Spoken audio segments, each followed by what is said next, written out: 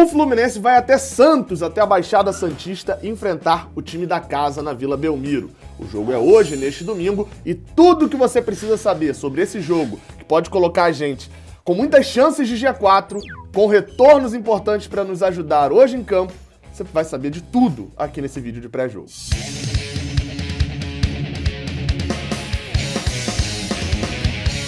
Seja bem-vindo aqui ao canal Raiz Tricolor, eu sou Gabriel Amaral, eu sou jornalista por formação, sou tricolor de coração. Você deixa o seu like aqui embaixo se você gostar do vídeo e se inscreve aqui ativando o sininho para você receber a notificação, claro, ter aí todas as notificações do Raiz Tricolor e ficar informado de tudo que acontece no Fluminense.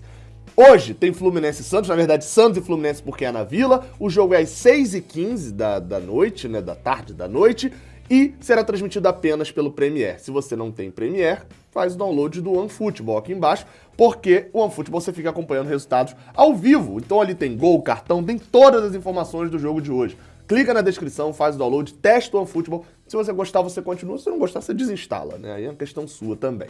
O jogo de hoje entre Santos e Fluminense é o confronto de número 101 entre as duas equipes. E tem um detalhe, que são 39 vitórias pro lado do Fluminense, 40 pro lado do time da Vila Belmiro, o que faz o confronto ser muito acirrado ali, né? Totalmente. Então, assim, a gente olha para esse confronto hoje acirrado na história, mas olhando pro dia de hoje, com uma perspectiva de vitória. Você pode falar, pô, Gabriel, tá bom, ok, você tá falando aí que a gente olha com uma perspectiva de vitória, que a gente tem que vencer, mas a gente já tá vencendo há um bom tempo, e você continua dizendo que tem que vencer? Sim, porque a gente aos poucos foi conquistando objetivos. A gente conquistou o objetivo de brigar pela Libertadores, brigamos. Conquistamos o objetivo de classificar para a Libertadores, classificamos. Conquistamos já o objetivo de ser G5, né? Brigamos para conquistar o objetivo de ser G5, tá praticamente concluído. Se ganhar, garante que o Palmeiras, campeão da Copa do Brasil, a gente está na fase de grupos. Mas a gente não pode depender do Palmeiras. E é por isso que a vitória hoje é tão importante. O que ele precisa disso? Primeiro, vencer o seu jogo. Você tem a missão hoje de torcer pro Fluminense? Claro, 6h15. Mas 4 horas, dá uma olhadinha na Ilha do Retiro, torce pro Sport, vale a pena uma vitóriazinha do Sport hoje. E, enfim, né? E quanto ao jogo de São Paulo e Botafogo amanhã, aí esse nem tem muita esperança, não. Vamos falar do jogo que importa hoje, que é Fluminense e Santos. Vamos pro bola em campo. O time praticamente é o mesmo, mas como eu já disse antes, tem reforço. E esse reforço se chama Frederico Chaves Guedes. Fred tá de volta, deve ser titular, ao que tudo indica, todas as escalações divulgam com essa possibilidade. E é aquela história, John Kennedy volta pro banco, aí você pode pensar, putz, vai bancar John Kennedy, por que não bota ele na ponta? Quem escala o Fluminense não enxerga John Kennedy como ponta, tá? Ele jogou na base por dentro e deve ficar por dentro mesmo. Um destaque, em relação ao último jogo, a volta de Fred é importantíssima, porque a gente sentiu muita falta de uma referência jogando a partida contra o Ceará fora de casa. Porque a gente só saía no lançamento longo, velocidade, tanto que o gol surge assim, né? Principalmente o segundo gol, o gol de Martinelli, surge num contra-ataque dessa forma. Então, assim, a gente sentiu falta de ter uma referência, John Kennedy não é esse jogador que faz isso, e com o Fred a gente tem de volta esse tipo de jogo. Vamos embora pro bola em campo, pra escalação, porque não deve ter muitas diferenças no time, vocês vão ver aí. No gol, Marcos Felipe, a lateral direita com Calegari, a zaga Nino e Lucas Claro, Egídio na lateral esquerda. Martinelli, Iago Felipe, Nenê, Luiz Henrique, Luca e Fred. Esse deve ser o time do Fluminense neste domingo lá na Vila Belmiro contra o Santos. Importante a gente destacar, número 1, o nosso time está jogando desde o empate contra o Coritiba praticamente a mesma formação, praticamente os mesmos jogadores estão ali atuando. Muda uma coisa ou outra. Num jogo, sai Iago, entra Hudson. E no jogo seguinte, volta Iago.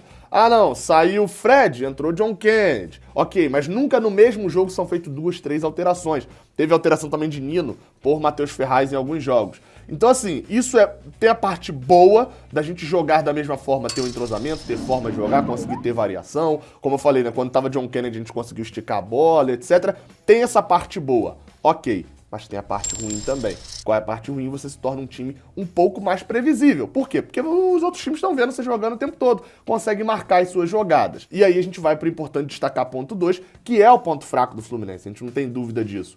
O único setor que não sofreu mudanças desde do jogo contra o Coritiba até agora é a ponta. Desde a 30ª rodada, se eu não me engano, o time do Fluminense é escalado no time titular com Luca de um lado, Luiz Henrique do outro, e isso não mudou. Como eu falei, tem o lado bom de que assim, tá funcionando, né?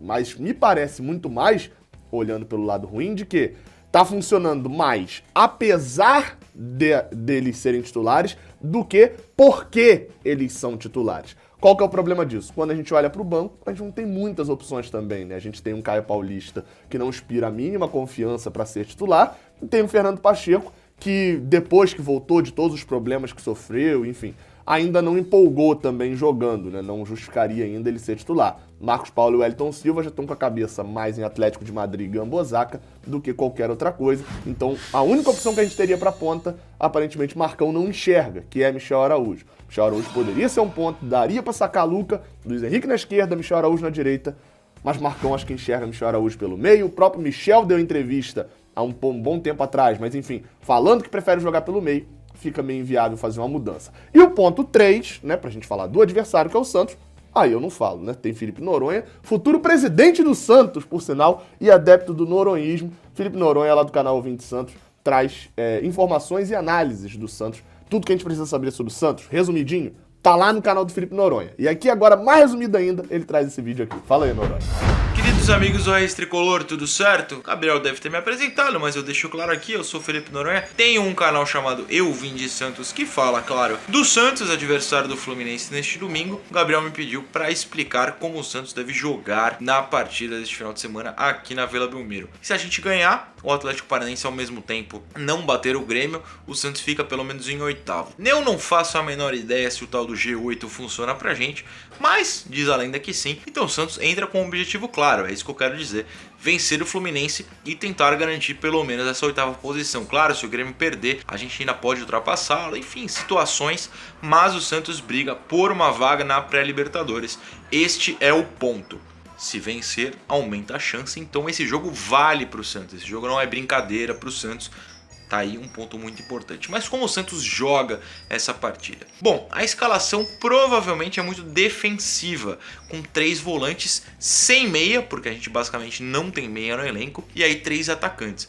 4-3-3 com 4 defensores, 3 volantes, 3 atacantes sem meia. O Soteldo sentiu lesão, ele inclusive jogou durante só 17 minutos contra o Corinthians, mudou o jogo, funcionou assim perfeitamente pra gente. Ele entrou, arranjou a jogada do gol da vitória, 1-0 contra o Corinthians, e saiu lesionado. Deve entrar só no segundo tempo vindo do banco, então a gente deve jogar com a seguinte formação do meio pra frente: Alisson, volante defensivo; Sandri, volante, que reveza entre ser defensivo e ser armador; e Vinícius Balieiro, defensivo; Lucas Braga, ponta; Marinho, claro, ponta; e Marcos Leonardo, centroavante. Quem é o meio? Não tem. Então o Sandri vai ter que se matar, basicamente, para tentar ocupar esse espaço. O Fluminense pode aproveitar, pode jogar aproveitando o meio do campo. É o grande problema do Santos o ano inteiro, a temporada inteira. É assim que a gente deve aparecer para esse jogo. Isso não quer dizer que a gente é defensivo, isso quer dizer que a gente tem um buraco. Os jogadores tendem a improvisar para ocupar esse meio. O Sandri, o Felipe Jonathan, nosso lateral esquerdo; Pará, nosso lateral direito; o Marinho voltando; o Lucas Braga tentando se centralizar. Às vezes o centroavante volta para tentar funcionar como armador.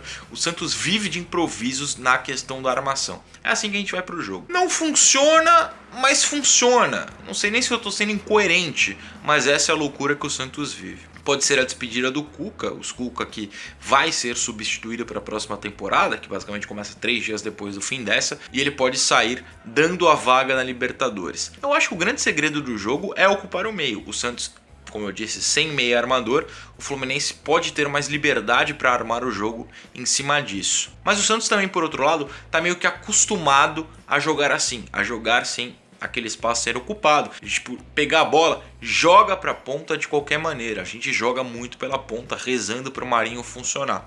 É um jogo que, típico do Santos, o Santos entrega uma tática pro adversário e tenta contorná-la. O Santos vive de contornos. É o técnico contornando com suas táticas a falta de dinheiro. É o elenco contornando um espaço vazio em campo. Essa é a vida do Santos. Se o Fluminense quiser apostar em dominar a bola, em ter a posse de bola, é ocupar o meio a partir do primeiro volante. Que não seja o Yuri. Eu não faço ideia se o Yuri tá jogando para vocês, mas eu gosto de falar mal dele porque o Yuri era péssimo aqui.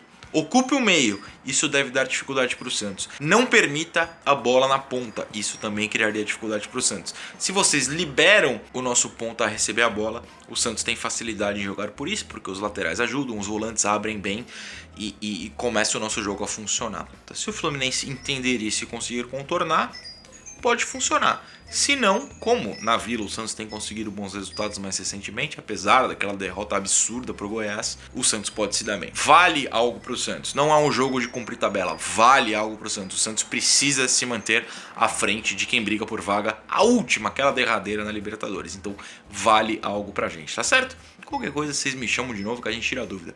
Beijos pra vocês e principalmente o Gabriel, que é uma pessoa ótima. Tchau. Agradeço de coração o Felipe Noronha porque gravou esse vídeo no sábado, 11 horas da noite. Muito obrigado, Noronha, porque eu demorei a pedir e mesmo assim correspondeu. Valeu demais.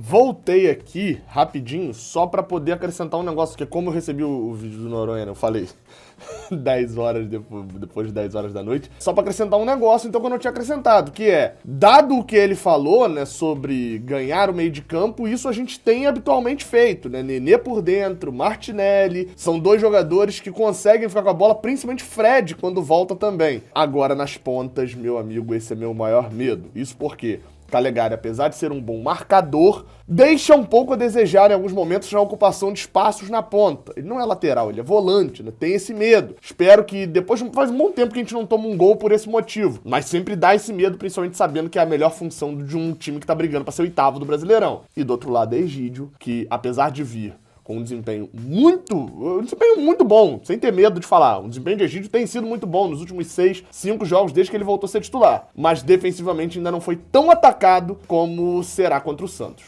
Vai ser uma prova. Continua aí vendo o vídeo que agora eu vou falar de pendurados. Pendurados do Fluminense: Egídio, Martinelli, Calegari, Nenê, Danilo Barcelos, Fernando Pacheco, Matheus Ferraz, Michel Araújo, Igor Julião, André e Luca. Lucas está pendurado, temos uma novidade, essa renca de jogadores aí tá pendurada e a gente tem alguns problemas que, assim, são sérios. Por exemplo, se Egídio tomar um amarelo e for suspenso, tomara que Danilo Barcelos não precise entrar em campo, porque ele também pode ficar suspenso pro jogo contra o Fortaleza. No caso do ataque, um amarelinho pra Luca não viria em uma hora agora não, né? Seria bom ter um outro testezinho contra o Fortaleza. Enfim, vamos para a arbitragem. Apita a partida Sávio Pereira Sampaio. Aí você pode falar, o sobrenome não me é estranho. Gabriel, esse árbitro apitou o último jogo? Não. Quem apitou o último jogo foi o irmão dele. Ele é irmão do Wilton Pereira Sampaio.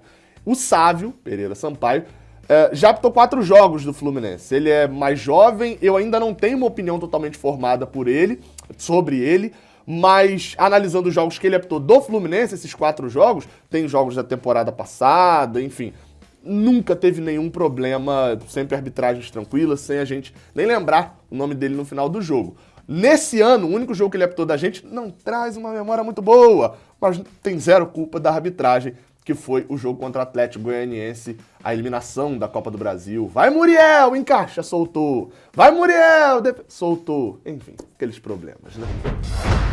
Logo assim que acabar a partida de hoje, ou seja, por volta de 8h10 eu tô ao vivo. Você sabe, a primeira live que entra no ar, já entro fazendo análise pocket, então acabou o jogo. Pegue o seu celular, pega a sua Smart TV, tem a TV aqui em cima, seu notebook, e abra no Raiz Tricolor. Mas melhor ainda, se você tiver no seu celular, vem aqui embaixo aqui agora, se inscreve e confere aí, eu quero ver um negócio desse. Quantas pessoas estavam com o sininho ativado? Porque o YouTube, tem gente que alega, não tô recebendo notificação, o YouTube tira o sino. Então aperta aí e vê se tá assim, ó, todas as notificações. Se tiver, você tá recebendo a notificação do Raiz Tricolor e vai receber a notificação da live. E se você fizer isso, o Fluminense ganha, tá? Tá nas suas mãos. Saudações tricolores, até a próxima. Que vença o Fluminense. Valeu.